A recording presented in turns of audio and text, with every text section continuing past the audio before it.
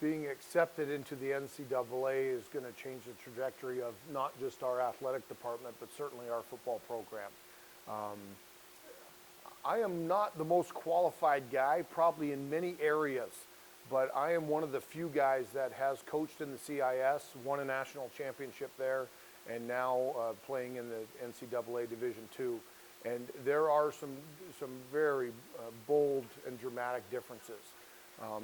Not necessarily in the size of players, but the athleticism that we face on a week in and week out basis is dramatically different. I think the scouts and coaches alike in the CFL all sort of recognize Canadians playing in the NCAA as having more experience in general, playing against bigger, faster, stronger players than what we're used to playing in Canada. So definitely seen some huge differences over my 4 years. The culture is a little bit different.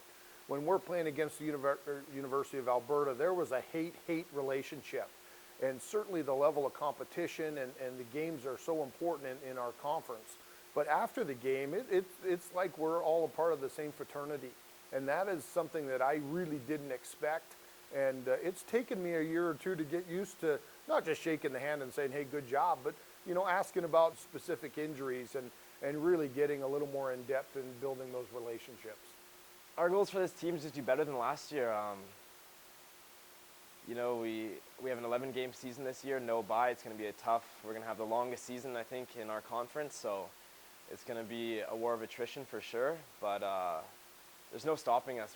We've made such huge jumps from 2010 to 2011. So going into 2012, we have more guys committed to the team than ever before. I think our training program has been amped up big time over the off season, spring and summer. So I think aiming for a GNAC championship is definitely a realistic goal for sure.